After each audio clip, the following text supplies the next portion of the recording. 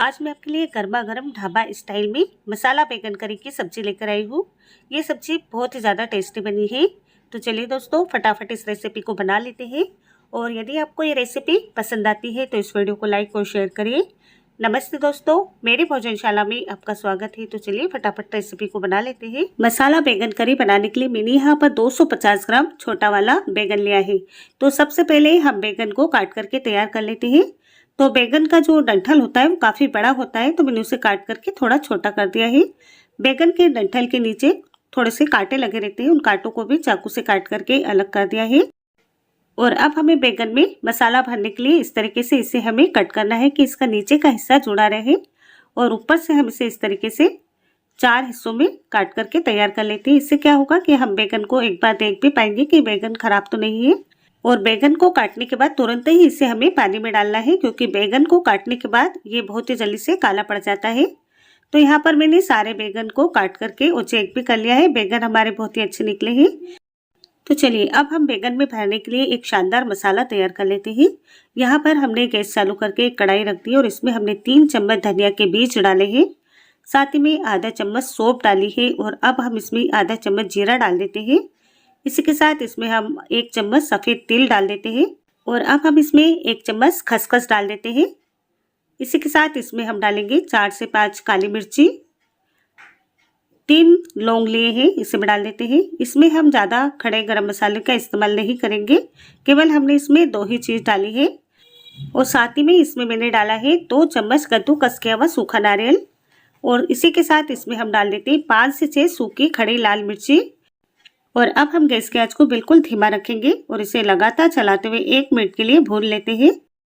इन मसालों को भून करके डालने से सब्जी का टेस्ट बहुत ही बढ़िया आता है। तो यहाँ पर हमारा 1 मिनट हो चुका है और ये सारा मसाला अच्छे से भून चुका है। इसमें से सिकने की भी बहुत ही अच्छी सी खुशबू आ रही है।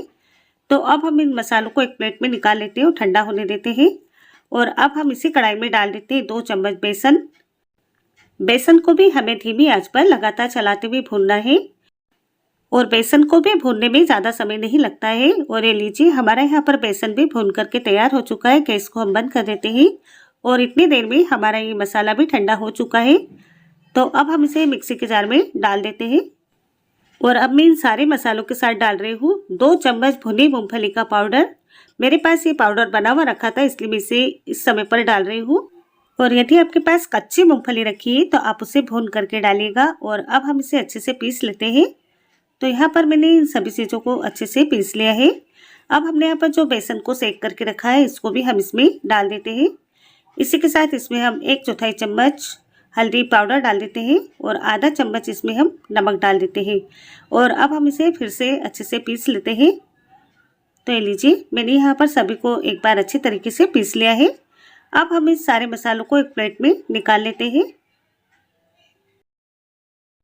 और अब हम इस मसाले में डाल देते हैं 1 चम्मच तेल। और इसे हम यहाँ पर अच्छे से मिक्स कर देते हैं। तो तेल डालने से जब हम बैगन में मसाला भरते हैं और सब्जी में पकाते हैं तो उस समय ये मसाला बाहर नहीं आता है। तो यहाँ पर मैंने इसे अच्छे से मिक्स कर लिया है। तो चलिए अब हम बैगन में मसाला भर लेते हैं। बैगन को यहाँ पर मैंने पानी में से निकाल करके और कपड़े से अच्छे से पोंछ करके लिया है। तो अब हम हाथ में थोड़ा सा मसाला लेकर के और इस तरीके से भर देते हैं। मसाले को भरने के बाद में बैगन को हमें ऊपर से इस तरीके से दबा देना है, ताकि ये मसाला बाहर नहीं निकले। इसी तरीके से हमें सारे बैगन में मसाला भर करके तैयार करना है। तो सारे बैगन में मसाला भर दिया है। और मसाला भरने के बाद में इतना मसाला हमारे पास बचा हुआ है। इस मसाले को हम बाद में इस्तेमाल करेंगे सब्जी में। तो अब हम गैस पर एक कढ़ाई रख देते हैं। इस कढ़ाई में हम 3 बड़े चम्मच तेल डाल देते हैं। तेल हमारा गर्म हो चुका है। इसमें हम आधा चम्मच जीरा डालेंगे, आधा चम्मच राई डाल देते हैं, चुटकी भर हींग डाल देते हैं। और अब हम इसे थोड़ा सा चला देते हैं ताकि राई और जीरा थोड़ा सा चटक जाए। तो राई जीरा यहाँ पर चटक चुका है। अब हम इसमें डाल देते हैं 1 बारीक कटा हुआ प्याज। गैस के आंच को हमें बिल्कुल धीमा रखना है और प्याज को लगातार चलाते हुए हल्का सा सुनहरी होने तक भूनना है। तो यहाँ पर हमारा प्याज अच्छे से भुन चुका है। अब हम इसमें डाल देते हैं 1 चम्मच अदरक और लहसुन का पेस्ट। इसे हम अच्छे से मिक्स कर लेते हैं और कुछ सेकंड के लिए इसे भी इसी तरीके से चलाते हुए भून लेते हैं, ताकि अदरक और लहसुन का कच्चापन खत्म हो जाए। तो मैंने यहाँ पर अदरक और लहसुन को भी अच्छे से पका लिया है। तो अब हम इसमें ग्रेवी के हिसाब से मसाले डाल देते हैं। तो मैंने यहाँ पर 1 चम्मच लाल मिर्ची का पाउडर डाला है, 1/4 चम्मच डाला है हल्दी पाउडर। सभी को हम एक बार यहाँ पर अच्छे से मिला लेते हैं। तेल में यदि हम मसाले भून करके डालते हैं तो सब्जी का कलर बहुत ही अच्छा आता है। तो यहाँ पर सारे मसाले मैंने अच्छे से भून लिए हैं। अब हम इसमें टमाटर का पेस्ट डाल देते हैं। हमने यहाँ पर 3 टमाटर को मिक्सी के जार में डाल करके पीस लिया था और ये लीजिए मैंने यहाँ पर इसे भी अच्छे से मिला लिया है। और अब हम इसमें आधा चम्मच नमक डाल देते हैं। साथ ही में जो हमारे पास मसाला बचा हुआ है इसे भी इसमें डाल देते हैं।